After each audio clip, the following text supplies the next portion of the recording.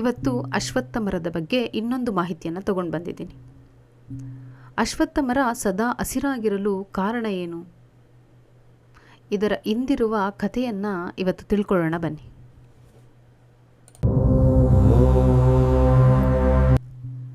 ಹೀಗೆ ರಾಮ, ಲಕ್ಷ್ಮಣರು ಮತ್ತು ಸೀತಾದೇವಿ ವನವಾಸದ ಸಂದರ್ಭದಲ್ಲಿ ಗಯಾ ಕ್ಷೇತ್ರಕ್ಕೆ ಬರ್ತಾರೆ.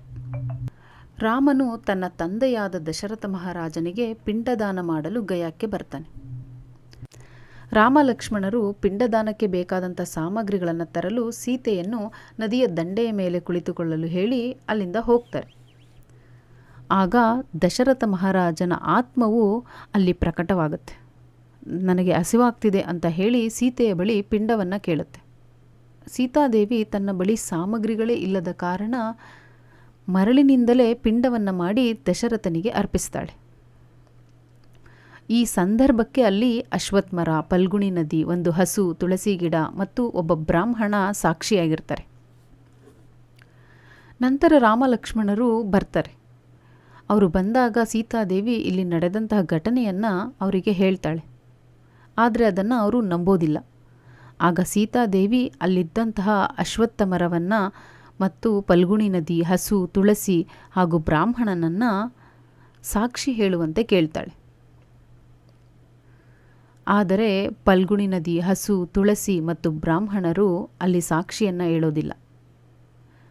ಅಶ್ವತ್ಥ ಮರ ಮಾತ್ರ ಸತ್ಯವನ್ನು ಹೇಳುತ್ತೆ.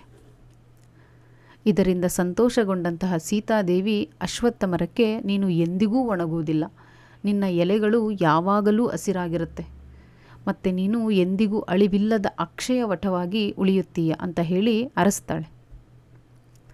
ಯಾರು ಗಯಾಕ್ಕೆ ಬಂದು ಪಿತೃ ಕಾರ್ಯಗಳನ್ನು ಮಾಡ್ತಾರೋ ಅವರೂ ಕೂಡ ಅಶ್ವತ್ಥ ಮರಕ್ಕೆ ಪೂಜೆಯನ್ನು ಸಲ್ಲಿಸಬೇಕು. ಅಲ್ಲಿ ಪೂಜೆಯನ್ನು ಸಲ್ಲಿಸದಿದ್ದರೆ ಅವರ ಕಾರ್ಯ ಪೂರ್ಣ ಆಗೋದಿಲ್ಲ ಅಂತ ಹೇಳಿ ವರವನ್ನು ಕೊಡ್ತಾಳೆ. ಈ ಮರದ ಕೆಳಗೆ ಪಿಂಡದಾನ ಮಾಡುವವರ ಪಿತೃಗಳಿಗೆ ಅಕ್ಷಯ ತೃಪ್ತಿ ಸಿಗಲಿ ಮತ್ತು ಅವರಿಗೆ ಮೋಕ್ಷ ಸಿಗಲಿ ಅಂತ ಹೇಳಿ ಸೀತಾದೇವಿ ವರವನ್ನು ಕೊಡ್ತಾಳೆ. ಆದ್ದರಿಂದ ಅಶ್ವತ್ಥ ಮರವು ಎಂದಿಗೂ ಒಣಗುವುದಿಲ್ಲ. ಸಾಕ್ಷಿಯನ್ನು ಹೇಳದೆ ಸುಮ್ಮನೆ ನಿಂತಿದ್ದಂತಹ ಉಳಿದ 4 ಸೀತಾದೇವಿ ಶಾಪವನ್ನು ಕೊಡ್ತಾಳೆ. ಫಲ್ಗುಣಿ ನದಿಗೆ ನೀನು ಭೂಮಿಯ ಒಳಹರಿವಿನಿಂದ ಹರಿಯಬೇಕು ಅಂತ ಹೇಳಿ ಶಾಪವನ್ನು ಕೊಡ್ತಾಳೆ. ಹಸುವಿಗೆ ನೀನು ಇಲ್ಲಿ ಸಿಕ್ಕಿದ್ದನ್ನು ತಿಂದು ಬದುಕಬೇಕು ಅಂತ ಹೇಳಿ ಶಾಪವನ್ನು ಕೊಡ್ತಾಳೆ. ಈಗಲೂ ಸಹ ಗಯಾ ಕ್ಷೇತ್ರದಲ್ಲಿ ಹಸುಗಳು ಪಿಂಡವನ್ನು ತಿಂದುಕೊಂಡು ತಿರುಗುತ್ತಿದ್ದಾವೆ. ತುಳಸಿ ಗಿಡಕ್ಕೆ ನೀನು ಕಂಡಲ್ಲಿ ಬೆಳೆಯಬೇಕು ಅಂತ ಹೇಳಿ ಶಾಪವನ್ನು ಕೊಡ್ತಾಳೆ. ಬ್ರಾಹ್ಮಣನಿಗೆ ನಿಮಗೆ ಎಷ್ಟು ದಾನ ಸಿಕ್ಕಿದರೂ ತೃಪ್ತಿ ಸಿಗದಿರಲಿ ಅಂತ ಹೇಳಿ ಶಾಪವನ್ನು ಕೊಡ್ತಾಳೆ. ಹೀಗೆ ಅಶ್ವತ್ಥ ಮರವು ತನ್ನ ಸತ್ಯಸಂಧತೆಯಿಂದಾಗಿ ಇಂದಿಗೂ ಗಯಾ ಕ್ಷೇತ್ರದಲ್ಲಿ ಅತ್ಯಂತ ಪವಿತ್ರವಾದ ಮತ್ತು ಅಮರವಾದ ವೃಕ್ಷವಾಗಿ ನೆಲೆಸಿದೆ. ಈ ಮಾಹಿತಿ ನಿಮಗೆ ಇಷ್ಟ ಆಗಿದ್ದರೆ ಒಂದು ಲೈಕ್ ಮಾಡಿ, ಶೇರ್ ಮಾಡಿ, ನಮ್ಮ ಚಾನಲ್ನ ಸಬ್ಸ್ಕ್ರೈಬ್ ಮಾಡ್ಕೊಳ್ಳಿ. ಧನ್ಯವಾದಗಳು.